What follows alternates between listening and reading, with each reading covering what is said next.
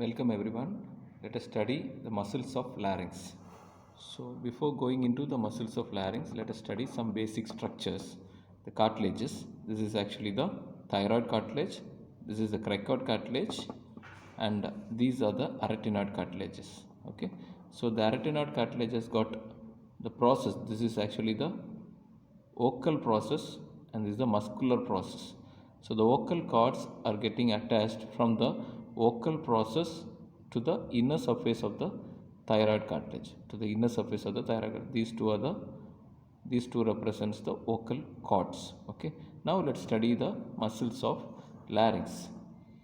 So the first muscle what we are going to discuss are cricothyroid muscles. Okay, these two are the cricothyroid muscle, and this is the muscle which is present outside the larynx. We can see it is present outside the larynx, and it is supplied by external laryngeal nerve. And this is the one thing which we have to note: all the muscles of larynx are supplied by the recurrent laryngeal nerve. Only the cricothyroid is supplied by the external laryngeal nerve, which is a branch of superior laryngeal nerve. First, coming to its origin, we can see this is actually the cricoid cartilage. So the cricothyroid muscle originate from the cricoid cartilage on its lateral aspect. So this is the arch. This is the arch. The anteriorly what we see is the arch of the cricoid cartilage. So it is taking origin from the lateral aspect of the arch of the cricoid cartilage and getting inserted into the thyroid cartilage. You can see this is the thyroid cartilage. This is the lamina of the thyroid cartilage. So it is getting inserted into the inferior cornu. This is the inferior cornu of the thyroid cartilage, and also the inferior border of the lamina of the thyroid cartilage. So the muscle fibers are running upwards, backwards, and the direction is towards the lamina of the thyroid cartilage. So it is running upwards, backwards, and it is going towards the thyroid cartilage laterally. So the nerve supply is the external laryngeal nerve. So coming to its action, you can see when the muscle contract, it will pull the thyroid cartilage more anteriorly. So the thyroid cartilage will be tilting more anteriorly like this. It will tilt like this. Okay. So when this contract, so when it tilts like that, what happens is you can see these are the vocal cords. So when it tilts forwards, what happens is the distance between the cricoid cartilage and the thyroid cartilage increases. When this distance increases, it automatically the vocal cords will stretch. The vocal cords will stretch, and the main action is it is the tensor of the vocal cords. So this is how this muscle will cause tension at the vocal cord. This is the only muscle which causes tension at vocal cords.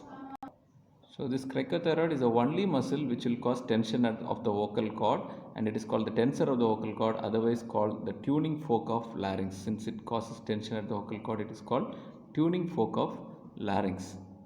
The next muscle what we are going to see is the posterior cricoarytenoid. You can see the posterior aspect of the cricoid cartilage, the anterior aspect. Okay, so the posterior aspect. So this part of the cricoid cartilage is called the lamina of the cricoid cartilage. So the posterior cricoarytenoid originates from the lamina of the cricoid cartilage, and the muscle travels laterally. Okay, the muscle travels laterally and upwards and get inserted into the muscular process of the arytenoid cartilage. This arytenoid cartilage has got an apex, a base, it's a muscular process, and this is the vocal process where this vocal cord is attached. This blue color string, what we see is the vocal cord. Okay, so this is the vocal process and it's a muscular process. Now you can see when this muscle contracts, so we know the origin and insertion. Now we'll see the action. When this muscle contracts, it will pull the muscular process more medially. It will pull the muscular process more medially. When this muscular process moves more medially, so it will rotate the arytenoid cartilage so that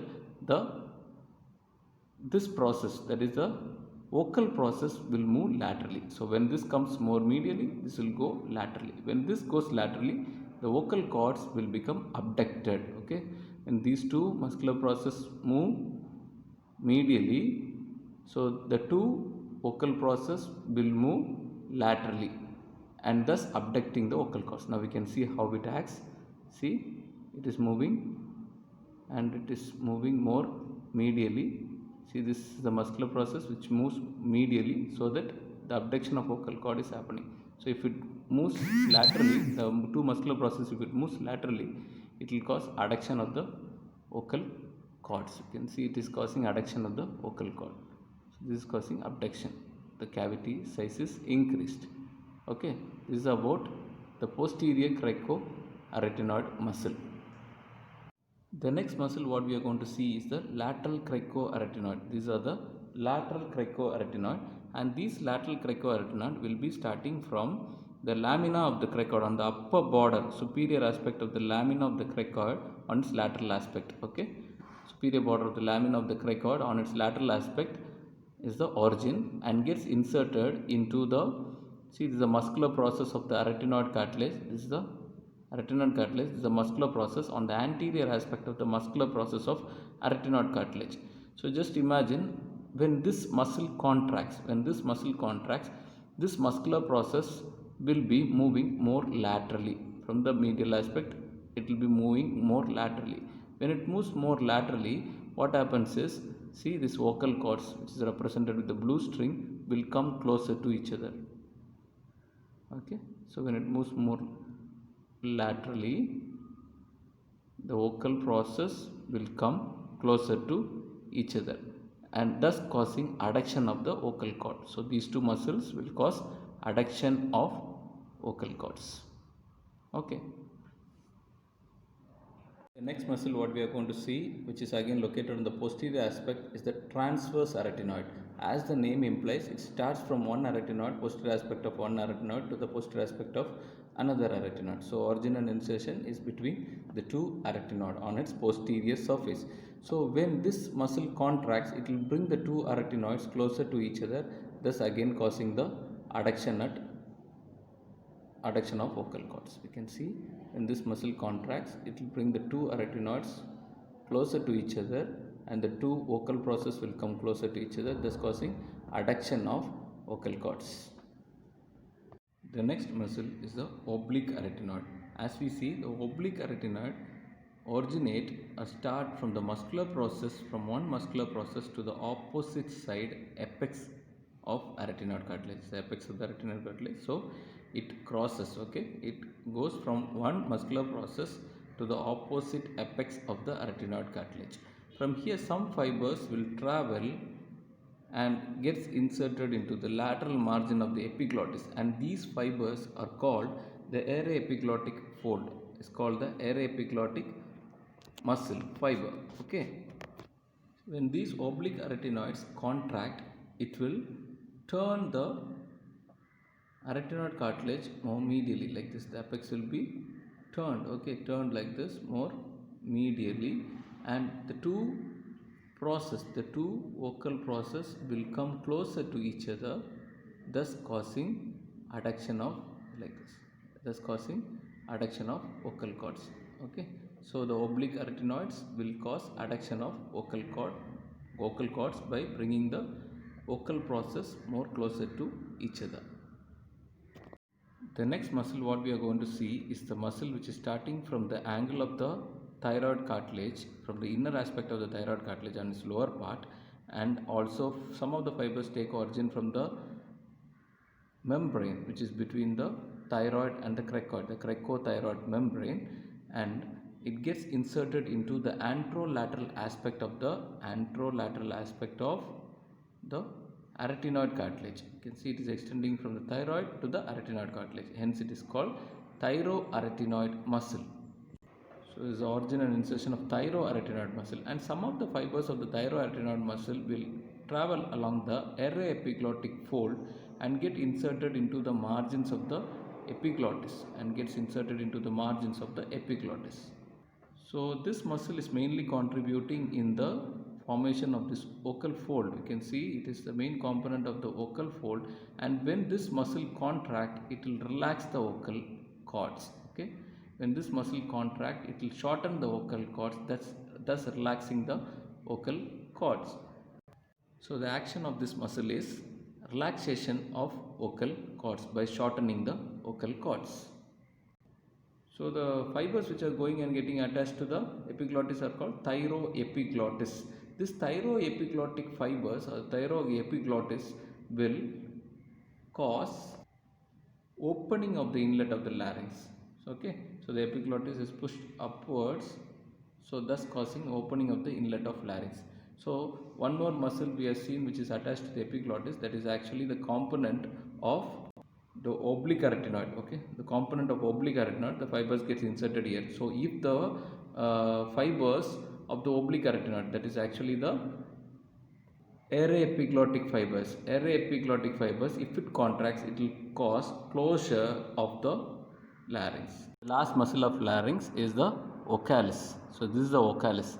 This vocalis originates from the angle of the thyroid cartilage. We can see from the inner aspect of the thyroid cartilage near the angle, and it gets inserted onto the sides of this vocal ligament, onto the side lateral aspect of the vocal ligament and also to the arytenoid cartilage. Just similar to that of the thyroarytenoid, it also relaxes the vocal cord. Some authors have mentioned that this muscle is actually component of the thyroarytenoid itself. So these are all the muscles of the larynx. Now let's summarize some of the important points of the muscles of larynx. So whichever muscles are moving the muscular process laterally will cause adduction of the vocal cords. Whichever muscles which are moving the muscular process laterally will bring the vocal process more medially, which cause adduction of the vocal cords. So the opposite movement, that is when the muscular process is turned more medially, there will be abduction of the vocal cord. So the vocal ligament will be abducted, so that the vocal cord will be abducted whenever the muscular process comes more medially. So that is the basic thing. Next important thing what we need to remember is all the muscles of the larynx are supplied by the recurrent laryngeal nerve, except for one muscle, the cricothyroid, which will be supplied by the external laryngeal nerve. The posterior cricoarytenoid muscle, is called as the safety muscle of larynx because it is the only muscle which cause abduction of vocal cord. So that the airway will be remaining patent. So the posterior cricoarytenoid is called the safety muscle of larynx. The cricothyroid muscle, which causes movement of this thyroid cartilage in this joint, this is a cricothyroid joint, which will tense the vocal cord. So this is the only tensor of the vocal cord, and hence it is called the tuning fork of larynx. Which one? The cricothyroid muscle. The opening of the inlet of the larynx, the opening of the inlet of the larynx by acting on the epiglottis is actually the thyroepiglottic muscle. The thyroepiglottic muscle, and the muscle which is responsible for closing the inlet of the larynx is actually the array-epiglottic muscle. These are all some of the important features of muscles of larynx. Thank you.